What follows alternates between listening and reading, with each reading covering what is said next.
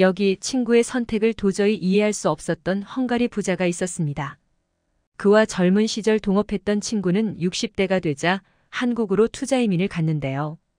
헝가리 부자는 그 좋은 유럽이나 미국 선진국을 놔두고 굳이 더 가난한 한국으로 살러 간 친구를 이해할 수 없다는 반응을 보입니다. 친구로부터 놀러 오라는 말을 들은 그는 가난한 나라에 가는 건 내키지 않지만 오랫동안 보지 못한 친구가 그리웠기 때문에 제안을 승낙합니다. 그렇게 한국에 도착한 헝가리 부자. 그는 친구가 사는 한국 아파트를 보며 놀라움을 금치 못하는 것인데요. 특히나 한국 친구 집에서 본 생소한 물건은 부자인 그조차도 가져보지 못한 물건이었습니다. 세상에 이런 물건이 있단 말인가? 과연 그가 본 물건은 무엇이었을까요? 함께 알아보겠습니다. 해당 사연은 헝가리인 마르코 크로프스키 씨의 블로그에 올라온 내용을 바탕으로 재구성되었습니다. 안녕하세요. 저는 프랑스 안시에 사는 헝가리인 마르코 크로프스키라고 합니다. 헝가리 사람인 제가 프랑스 영주권자가 된 이유는 바로 돈 때문이었습니다. 헝가리는 아무래도 자국의 경제적 규모나 임금의 수준이 좀 낮은 편이라 예전부터 고급 인력들이 해외로 많이 빠져나가곤 했습니다. 저 또한 젊은 시절에는 독일이나 프랑스의 대기업들을 돌면서 일하곤 했었습니다. 종종 휴가를 내어 고국에 돌아가곤 했지만 항상 잠깐 있다 돌아왔기 때문에 성인이 되고 나서는 외국에서 보낸 시간이 헝가리에서 보낸 시간보다 많은 것 같습니다. 조금 나이가 들어서는 프랑스에서 마케팅 회사를 꾸려 제 사업을 시작했습니다. 다행히 사업은 승승장구해서 꽤 많은 부를 쌓았고 현재 마케팅 회사는 저희 아들놈한테 물려주고 은퇴했습니다. 회사에서 은퇴한 후에도 강연을 다닌다든가 하는 일은 있었지만 돈을 벌고자 하는 목적보다는 소일거리로 즐겁게 일하자는 목적으로 시작한 일이었습니다. 저는 은퇴를 하고 나서는 예전보다 헝가리에 자주 가곤 했는데 조금 특이한 게 있었습니다. 이상하게도 요즘 젊은 헝가리 사람들은 한국을 엄청 좋아했습니다. 조카들이 보내온 선물을 보면 한국의 전통 주류라던가 혹은 한국 브랜드의 젓가락 등 한국 제품들이 많았습니다.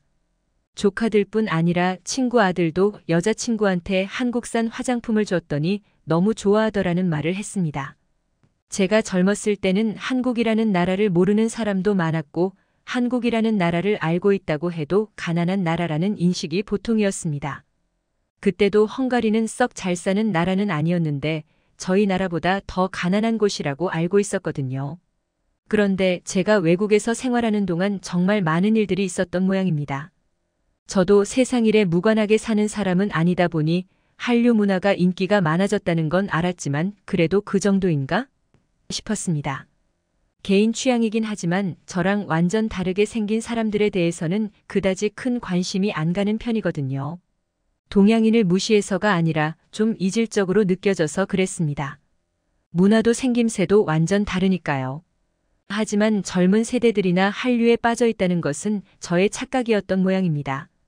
몇 년 전 저와 40년 지기인 친구가 갑자기 한국에 가겠다는 선언을 했기 때문입니다. 오랫동안 투자 분석가로 일하며 승승장구해 회사의 임원까지 올라간 그는 은퇴 후 제가 있는 프랑스 안시로 왔습니다. 저희 부부 또한 오랜 벗이 와서 무척 기뻤지요. 하지만 1년 만에 갑자기 한국으로 떠나겠다니 어안이 벙벙했습니다. 차라리 독일이나 캐나다 같은 나라를 간다면 이해했을 겁니다. 이민 가서 살기 좋은 나라인데다가 어쨌든 같은 서양권이라 좀 다른 부분은 있어도 공통점이 더 많으니까요. 그런 곳들을 놔두고 문화도 다르고 경제 규모도 더 떨어지는 아시아에서 살겠다는 그를 이해할 수 없었습니다. 그러나 그는 한국에 오면 이유를 알 수 있을 거라며 한국에 가서 좀 정리가 되면 저희 부부를 초대하겠다고 말했습니다. 하지만 그의 초대는 생각보다 오래 걸렸습니다. 바로 코로나가 터졌기 때문이죠. 그리고 2022년 12월 그가 마침내 저에게 한국에 오라는 말을 했습니다. 말도 안 통하고 심지어 가본 적도 없는 아시아에 가는 게 영 내키지 않았지만 그래도 친구가 너무 보고 싶었기 때문에 그의 초대를 받고 기꺼이 한국으로 날아갔습니다. 마중 나온 친구가 저희 부부에게 달려와 포옹했고 저 또한 반가워서 그를 껴안았죠.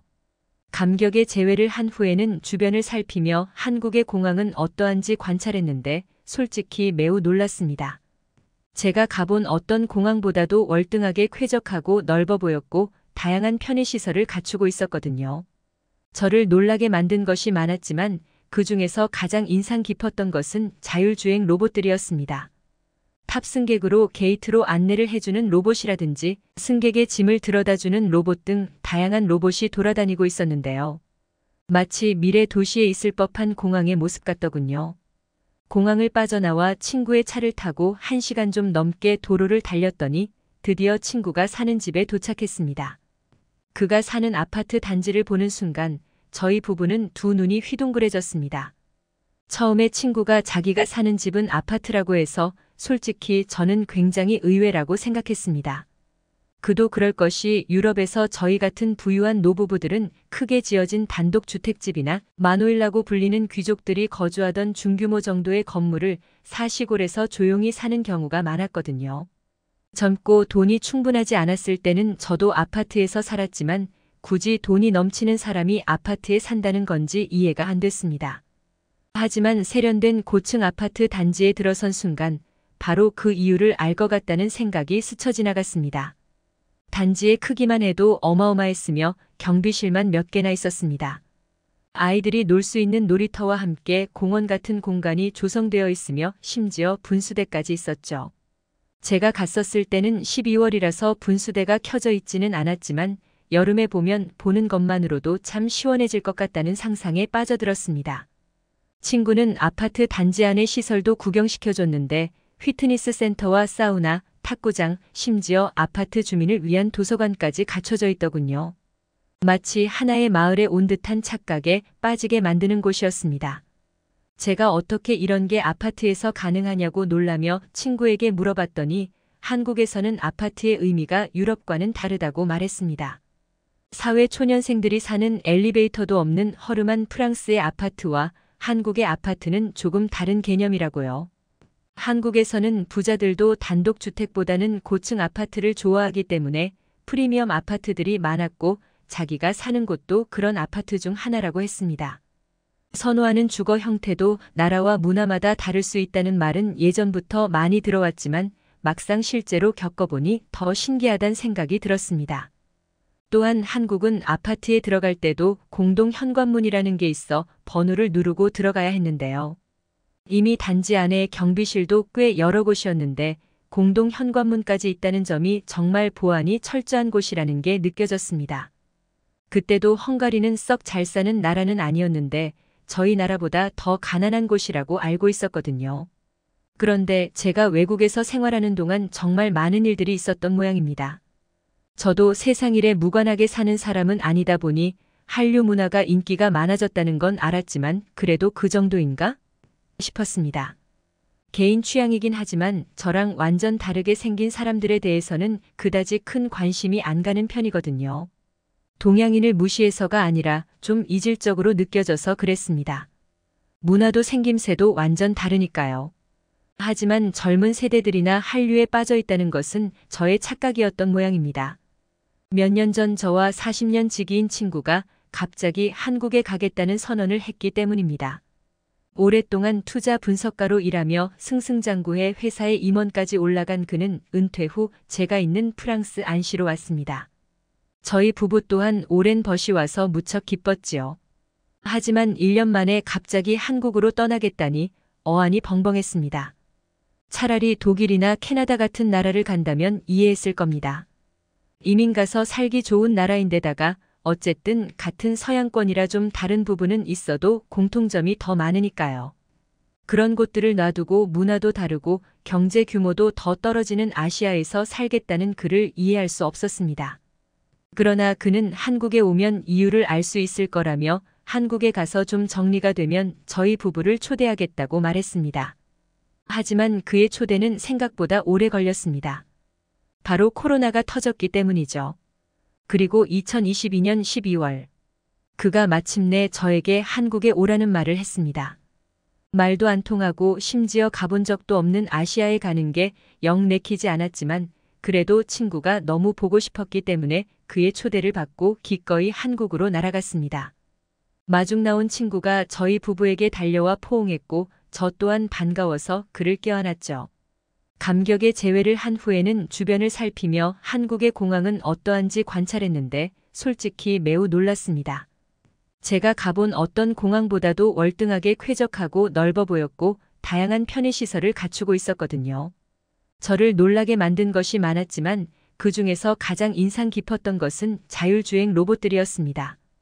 뚜껑과 본체가 나뉘어 있었고 본체 가운데에는 작은 화면이 있었죠. 신기한 생김새의 가전기기를 제가 만져보고 있으니 친구의 부인이 전기밥솥이라고 말해주었습니다.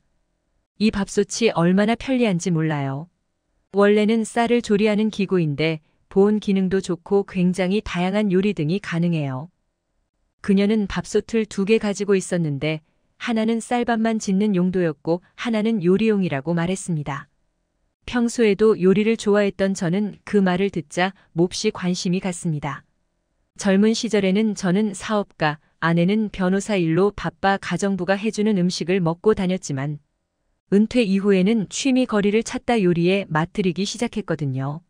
친구의 부인은 부엌 구석진 곳에 있는 다른 밥솥을 보여주더니 뚜껑을 열었습니다. 그러자 맛있는 냄새와 함께 고기와 야채를 잔뜩 넣은 스튜 같은 것이 모습을 드러냈습니다. 처음에는 소고기 스튜인가 했는데 그녀는 소갈비찜이라는 한국 요리라고 말해주었습니다. 그녀는 이런 요리도 밥솥만 있으면 정말 편하게 할 수 있다고 말해주었죠.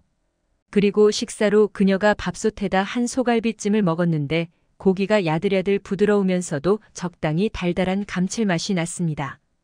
그녀는 저희 부부가 일주일간 머무르는 동안 밥솥으로 다양한 요리를 해주었는데 스프도 하고 디저트도 만들고 계란도 굽는 등 별별 것들을 다 해주더군요.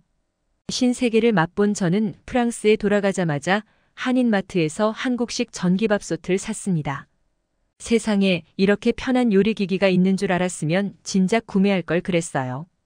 카레, 요거트, 스튜 등등 다양한 요리들을 할 수 있었습니다.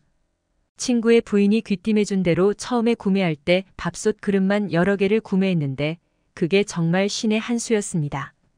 카레처럼 냄새가 배는 음식을 하고 난 후에도 그릇만 교체해서 번갈아 써주면 여러 가지 요리하는데 지장이 전혀 없었거든요.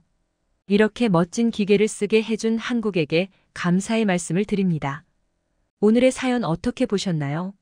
저희는 언제나 여러분의 감동적이고 재밌는 사연을 기다리고 있으니 제보 부탁드립니다.